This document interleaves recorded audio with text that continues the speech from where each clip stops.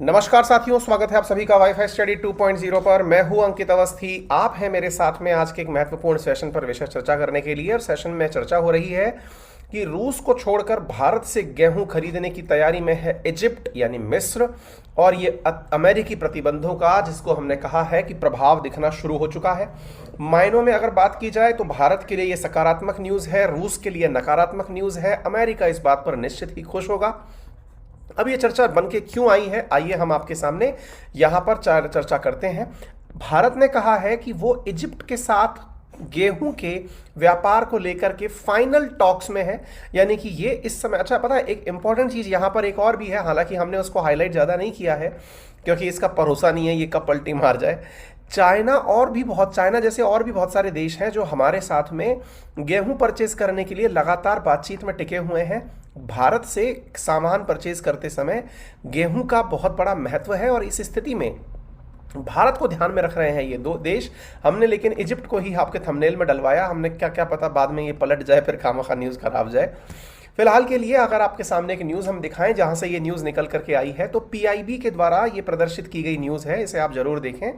इस न्यूज़ में मेंशन क्या है जरा इसे देखिए।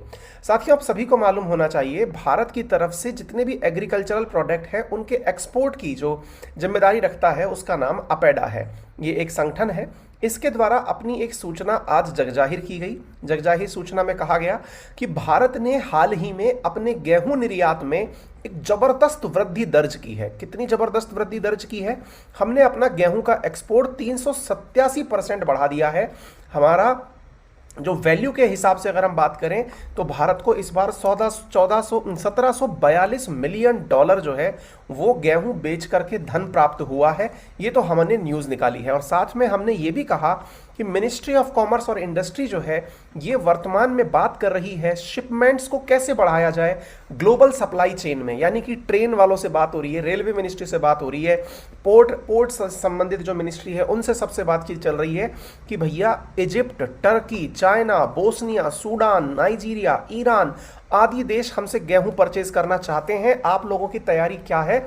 इसको लेकर के भारत सरकार ने हाल ही में सभी को इसके बारे में अपडेट कराया है। आप यहां पर देख सकते हैं भारत सरकार के द्वारा दिया गया एक डेटा है जिसमें आपको यह साफ पता चल रहा है कि 1742 मिलियन डॉलर का भारत ने व्यापार किया था इस फाइनेंशियल ईयर के अंदर, और यह है लास्ट ईयर से अगर आप कंपेयर करें 2020-21 से 21-22 के बीच में भारत के अंदर गेहूं निर्यात में रिकॉर्ड वृद्धि दर्ज की गई थी।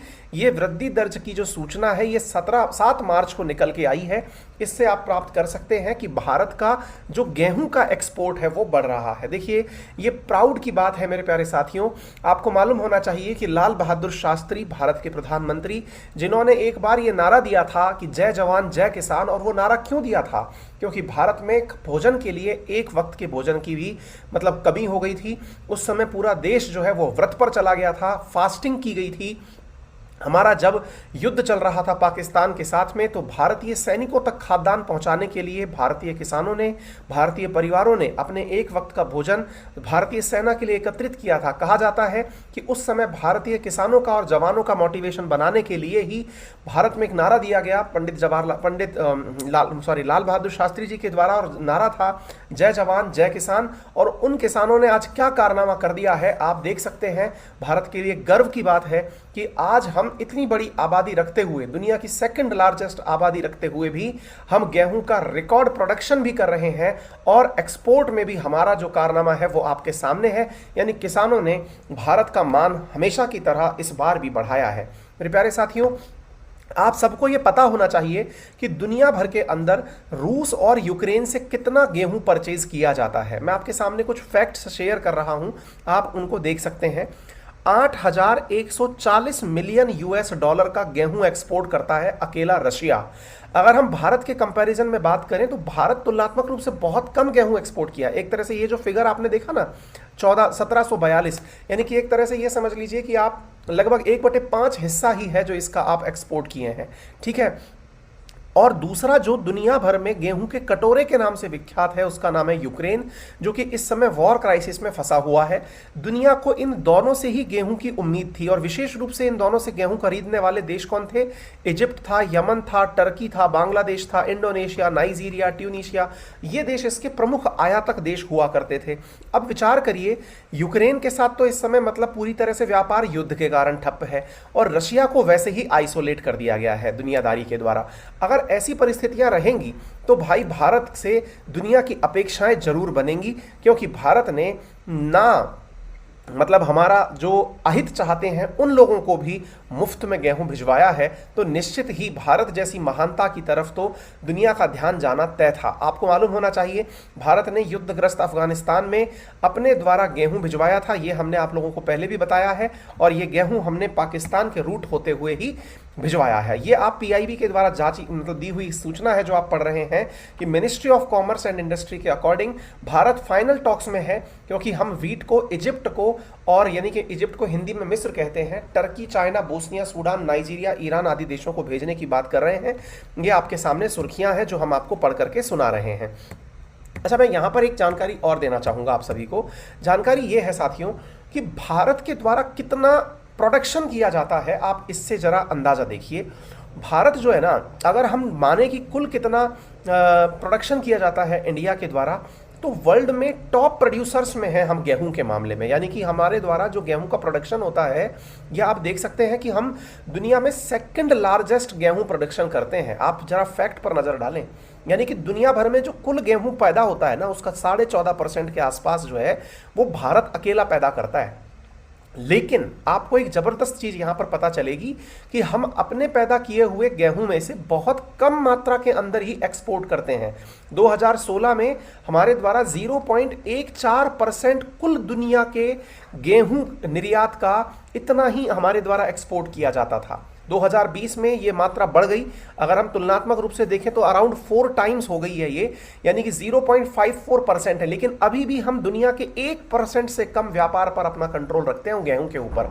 जहां हम 15% के आसपास पैदा करते हैं, वहां हम 1% के आसपास वापस व्यापार में भागीदारी रखते हैं। अब आप पूछेंगे इसके पीछे का क्या कारण है? बेटा, इसके पीछे का कारण यह है क्योंकि हमारे द्वारा जो गेहूं का प्रोडक्शन हो रहा है वो विशेष रूप से उत्तर प्रदेश, पंजाब, हरियाणा, मध्य प्रदेश, राजस्थान, बिहार, गुजरात में हो रहा है, लेकिन यहां पर उसका कंजप्शन भी उसी लेवल पर होता है। यानी हम अपने भोजन के रूप में गेहूं का उपयोग बहुत ज़्यादा करते हैं। मेरे तमाम साथी जो मुझे मैसेजेस लिख के भेज रहे हैं आरएनए के बारे में, उन सभी के साथ में मैं सूचना साझा करना चाहूँगा। मैंने अपनी टीम को इंस्ट्रक्शन दे दिया है, ईश्वर ने चाहा तो कल रात को इसी समय पर आप लोगों का आरएनए का सेशन लिया जाएगा। हालांकि मैं ये आश्वस्त तो नहीं कर पाऊंगा कि ये रेगुलर होगा, लेकिन हाँ, वीक में रेगुलर या इंटरवल पर करने की मैं कोशिश करूंगा। हर एक दिन छोड़ के एक दिन करने की पूरी कोशिश करूंगा। आप सभी अपने अन्य मित्रों को शेयर कर दें इस जानकारी को। हम पूरी कोशिश कर रहे हैं। आप सभी की डिमांड्स को देखते हुए मैं आप लोगों के लिए कल जो है ना वो आरएनए को इसी सेशन के समय पर लेके आने की पूरी तैयारी में अपनी टीम को ऑलरेडी इंस्ट्रक्शंस दे चुका हूं। आप परेशान ना हो, मुझे आप सबके मैसेजेस मिल रहे हैं। बहुत खुशनसीबी है हमारे लिए, क्योंकि हाल ही में जितने भी एग्जाम हुए हैं, जैसे आज Rajasthan public service commission RPSC का आरएएस का एग्जाम था मेंस का, उस मेंस के एग्जाम में सेकंड पेपर में हमारी क्लास से एज इट इज उठ के बहुत सारे प्रश्न आए हैं। क्रिप्टो करेंसी के बारे में एज इट इज सवाल पूछे गए हैं, जो कि हमारा बहुत ही हॉट टाइटल रहा है। हमने जिस टाइटल के बारे में बहुत डिस्कशन किया है, और भी बहुत से ऐसे विषय जो हमारी आरएनए में डिस्कस किए जाते थे वो आए हैं। इसलिए आप सबसे निवेदन है कि आप इस चीज़ को जल्दी से शेयर कर दें अपने सभी साथियों के साथ में। आगे बढ़ते हैं। तो दुनिया भर के देश जो है वो भारत से चाहते हैं कि वो गेहूं को प्राप्त करें, तो भारत जो है वो इजिप्ट को गेहूं भेजने की तैयारी में है। इसी के साथ साथ हम अन्य जो देश हैं हमारे साथ में, चाहे वो अफ्रीकी हों, चाहे वो यूरोपियन देश हों, हम उन सभी देशों को अपने द्वारा गेहूं एक्सपोर्ट करने के लिए मतलब एक तरह से समझिए कि मिनिस्ट्री के माध्यम से इंफॉर्मेशन भिजवा चुके हैं। आप इस चीज़ के बारे में पूरी तरह से आश्वस्त रहिए कि भारत जो है वो एक्सपोर्ट करने वाला है। अब आप सवाल पूछेंगे कि सर मान लिया एक्सपोर्ट करता है भारत, लेकिन ये बताइए कि हम भले ही 0.5% ही दुनिया का एक्सपोर्ट करते हों, लेकिन उसमें भी हम करते किसको हैं? तो हमारा सबसे ज़्यादा जो गेहूं एक्सपोर्ट होता है ना, वो बांग्लादेश को होता है। यानी कि हमारे कुल गेहूं का, मान लीजिए हमने 100 किलो गेहूं बाहर भेजा, तो उसमें से 54 किलो जो है ना, 54 kg, वो अकेले बांग्लादेश को जाता है। फिर यमन, अफगानिस्तान, कतर और इंडोनेशिया को जाता है। यानी एक प्रकार से हम अपना जो गेहूं है वो केवल आसपास के क्षेत्रों में ही भेज पाते हैं, किसी और को हम नहीं भेज पाते।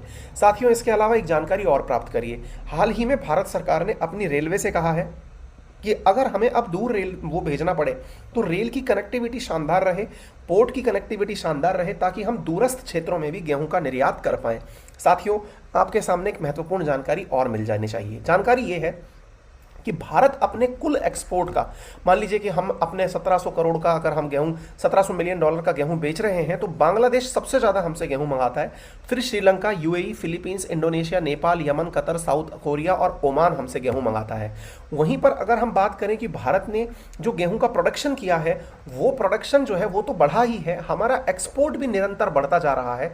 ये भारत के लिए अपेडा की एक जीत के रूप में आप इसे कंसीडर कर सकते हैं। ये आपको समझ में आना चाहिए। अच्छा, मैं एक जानकारी और आपको देता हूं। दुनिया में गेहूं का सबसे ज्यादा प्रोडक्शन कौन से देश करते हैं? तो साथियों, अगर टॉप 4 देशों की हम बात करें तो रशिया, अमेरिका, कनाडा, फ्रांस और उसके अलावा यूक्रेन, यानी कि गेहूं का कटोरे के रूप में जाना जाता है यूक्रेन को साथियों, है ना। तो टॉप 5 देशों में यूक्रेन भी शामिल है।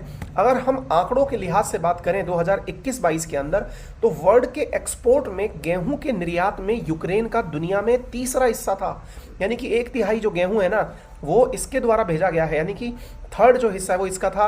बाजरा के अंदर यूक्रेन का बहुत तगड़ा हिस्सा है। कॉर्न के अंदर चौथे नंबर पर है। सनफ्लावर ऑयल में तो एक छत्र राज है यूक्रेन का। और चूंकि वही अब इस समय युद्ध की स्थिति में फंसा है, तो दुनिया की उम्मीदें इस समय भारत से हैं। निश्चित ही भारत यूक्रेन से जो परेशान, या फिर रशिया के युद्ध से जो परेशान लोग चल रहे हैं, उन तक गेहूं का निर्यात बढ़ाएगा और निश्चित ही इस चीज को आगे लेके जाएगा। अब हम आपको बता दें कि भारत में निर्यात की ये सारी गतिविधियां कौन मेंटेन करता है, तो वो मैं आप लोगों को बता दूं कि agriculture and processed food product export development authority, जिसे आप अपेडा के नाम से जानते हैं, उसके द्वारा भारत का ये तमाम जो कृषि प्रोडक्ट्स हैं, इनकी रेंजिंग की जाती है, इनके भेजने के तमाम कार्य इनके द्वारा किए जाते हैं। एक आकलन माना जाता है कि दुनिया भर में गेहूं का जो मार्केट है वो 2027 तक 218.9 बिलियन डॉलर का हो जाएगा। यूं समझिए कि भारत का जो चीन से व्यापार है, उसका लगभग 3 गुना जो व्यापार है ना, वो दुनिया भर को गेहूं के व्यापार के रूप में दिखाई देगा आने वाले 5 सालों के भीतर भीतर।